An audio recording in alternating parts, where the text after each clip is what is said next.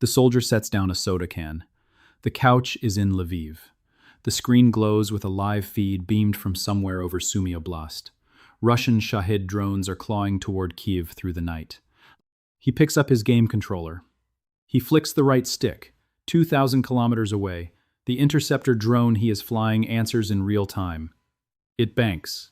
It climbs. It locks onto the heat signature ahead. He squeezes the trigger. A Russian Shahed becomes a fireball above a town he has never set foot in. This happened. This is happening now. Ukraine has unveiled a new kind of war. A war where Vladimir Putin's prized Shahed swarm has walked face first into a wall the Russian Air Force never saw coming and cannot describe. This is not about courage. This is about engineering. Geography is going to do most of the work in the next 2 minutes. The Sting interceptor we just described did not begin its life in Lviv. It launched from a position deep inside Ukrainian territory along the Chernihiv approach corridor, hunting the Shahed traffic that threads out of Bryansk and Kursk and crosses Sumy Oblast on its way to the Ukrainian heartland.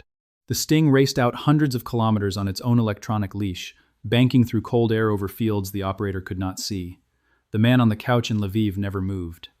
The drone flew the war. The man at home flew the controller.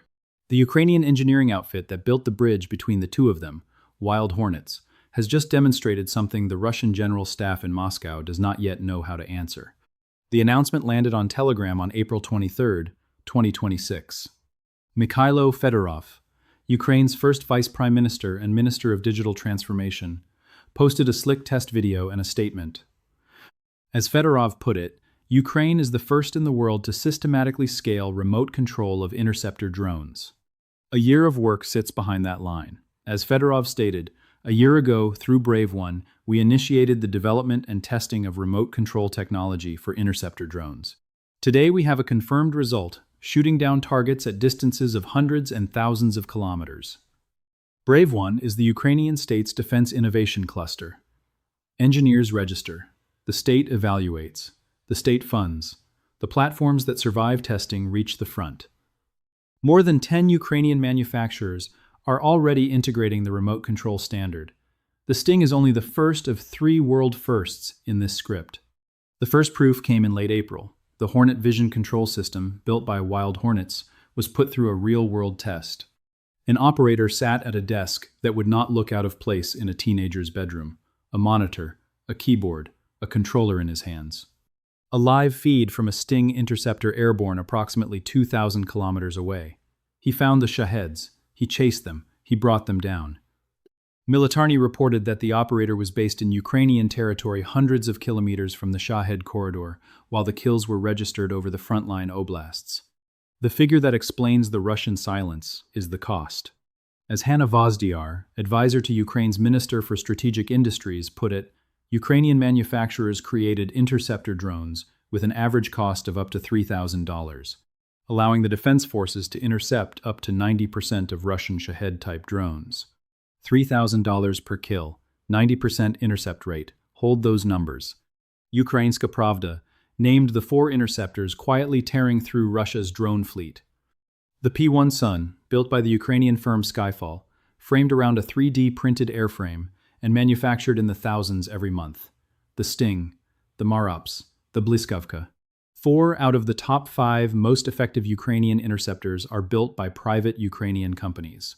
That is, a private engineering ecosystem outpacing the entire Russian state procurement chain. The P-1 Sun alone has shot down more than 3,000 Russian Shaheds since the start of 2026. Politico has put the per-unit Shahed manufacturing cost at the Alabuga Special Economic Zone in Tatarstan at upward of $48,000. The Ukrainian killer cost $3,000. Every interception is a roughly 16-to-1 trade in Kyiv's favor, before we count the Russian missile or warhead the Shahed never delivered. Then comes April 21st, 2026. Breaking Defense reported that Ukraine launched interceptor drones from an unmanned surface vehicle at sea, and those drones killed a Russian Shahed in flight. The Ukrainian Defense Ministry credited the 412th Nemesis Brigade. The footage was released. The implications are heavy. Most of Russia's Shahed traffic launches from occupied Crimea and Russian-held positions on Ukrainian soil. Now picture a Ukrainian sea drone idling in the Black Sea between Odessa and the Crimean coastline, carrying interceptors that fire the moment a Shahed leaves a Russian launch site. The Shahed dies over the sea. The operator sits on a couch in Kyiv. The clearance of the Black Sea made this possible. 3 years of Ukrainian strikes pushed the Russian Black Sea fleet out of Crimea. Roughly a third of that fleet has been destroyed. Open water became an aerial weapon. The Third World First followed a single day later. Militarny reported that Ukraine has equipped its Thor reconnaissance drone with 2 underwing hardpoints that carry interceptors, as if the Thor were a miniature fighter jet. The Thor flies for 90 minutes on its electric variant and 240 minutes on its combustion variant. Its operating range stretches to 400 kilometers. A Ukrainian drone now hunts incoming Shaheds and fires another Ukrainian drone to kill them. Picture the new architecture. A Thor circling above Donetsk Oblast. A sea drone idling in the Black Sea off the Crimean coastline. An interceptor pilot on a couch in Lviv. A second pilot on a couch somewhere abroad. The Russian Shahed launches from Berdyansk. It is acquired before it crosses the Ukrainian line. It is shot down by an interceptor, carried into the air by another drone, fired by a man 2,000 kilometers away. There is no Russian counter to this. There is no doctrine for it. The scale closes the argument. March of 2026, according to Fedorov speaking through Pravda, saw Ukrainian interceptor drones destroy a record 33,000 Russian drones. That number includes Shaheds, Zala, Gerbera, Molniya, and Orlan platforms. Ukrainian forces also eliminated 35,351 Russian soldiers in March alone, the highest monthly total of the war. March was the first month since the full-scale invasion began, in which Ukraine fired more drones into Russian territory than Russia fired into Ukraine. The ledger has flipped. Russia spent the past year hunting Ukrainian drone pilots. Putin's planners told their operators to find the men in the headphones, find the basements, find the operations rooms, and kill them all. They got the order right. They got the geography wrong. The men they were looking for had walked out of the kill box. The Center for European Policy Analysis put real numbers on the Ukrainian air defense grid. SIPA reported that on April 3, 2026, Russia fired 579 projectiles at Ukrainian targets in a single night, a mixed package of Shaheds, cruise missiles, and ballistic missiles. Ukrainian air defense shot down 541. The interception rate was almost 94%. Ukraine's Ministry of Defense the same month reported drones intercepted at 90.25%, missiles at 74%, combined at 89.9%. The target Fedorov has set publicly is 95%, the threshold at which the Shahed swarm strategy stops working as strategic intimidation. Ukraine is a single percentage point away.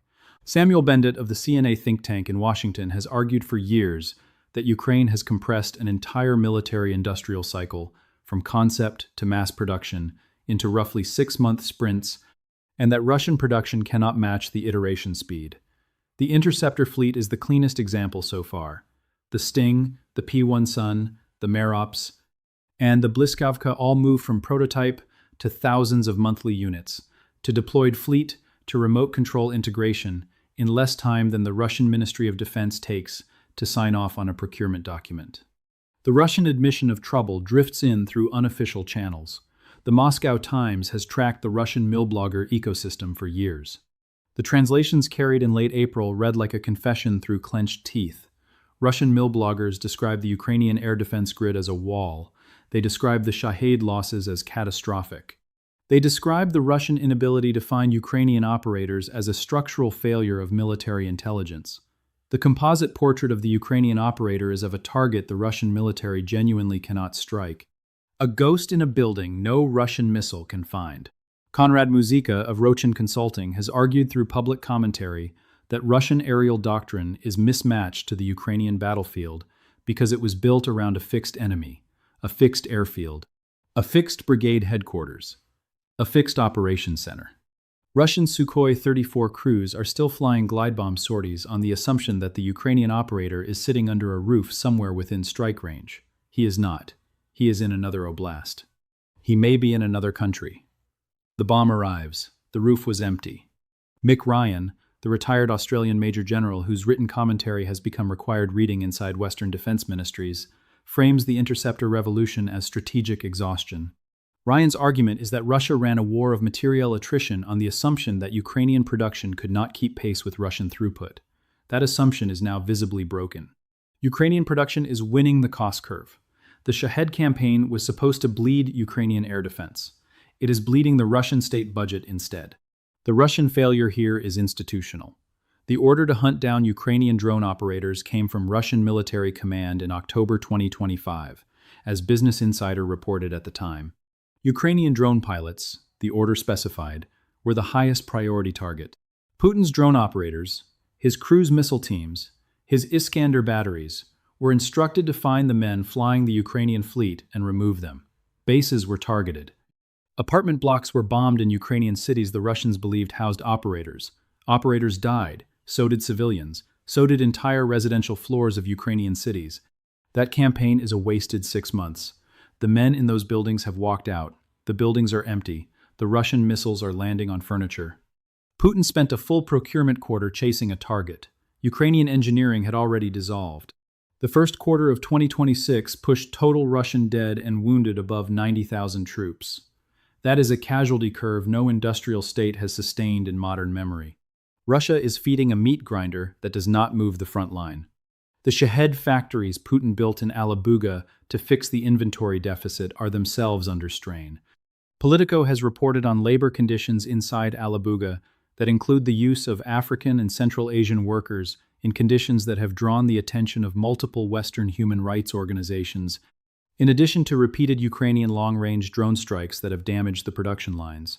The Russian solution to losing 3,000 Shaheds a month is to produce more Shaheds. The factory has been hit. The workforce is conscripted. Then there is Putin himself. The Russian president continues to describe the special military operation as proceeding according to plan. The plan evidently includes losing 3,000 drones a month, suffering 35,000 monthly battlefield casualties, and listening to his own milbloggers compare Ukrainian operators to ghosts. Putin's war was already unwinnable. The interceptor revolution has only compressed the timeline. Return to the couch. Return to the controller. Return to the soldier in Lviv with the soda can and the live feed from a sky he has never flown in. He is the picture we opened with, and he is going to multiply. There will not be one of him. There will be hundreds. There will be thousands. They will sit in apartments in Kyiv. They will sit in dormitories in Lviv. They will sit in Ukrainian community centers in Warsaw, Toronto, Berlin, and Vancouver, joining shifts on the Ukrainian air defense rotation in the same way a remote office worker joins a Monday call. Every operator Russia thought it had located is now nowhere. This is what Fedorov meant when he called it a new standard of air defense. The new standard is decentralization. The man in the loop has been pulled out of the kill box. The Shahed is still in the kill box. The Shahed still dies. The man who killed it goes back to his soda. Every Ukrainian interceptor production line will be running remote-capable airframes. Every frontline FPV unit will inherit a version of the same control architecture. It gets worse for Putin from here. Every month. Every quarter. But the sky is only one of the wars Ukraine is winning by engineering. While the interceptor pilots take their kills from couches hundreds of kilometers from the front, another generation of Ukrainian robots has been pulling off world firsts on the ground beneath them. Ukrainian unmanned ground vehicles have crossed Ukrainian trenches into Russian-held positions in Donetsk Oblast. They have cleared minefields. They have liberated villages. Ukrainian forces have, in at least one documented action, taken Russian-held ground without a single Ukrainian infantryman crossing the contact line. The entire engagement carried by armed Ukrainian ground robots operating alongside aerial drones above them. We will walk you through them. The brigades involved, the platforms used, and the implications for the rest of 2026 in the next video on this channel. If you want every Ukrainian engineering breakthrough the moment it lands, subscribe to Frontline Updates. Hit subscribe. The robot army is on the march. The next video is coming for it.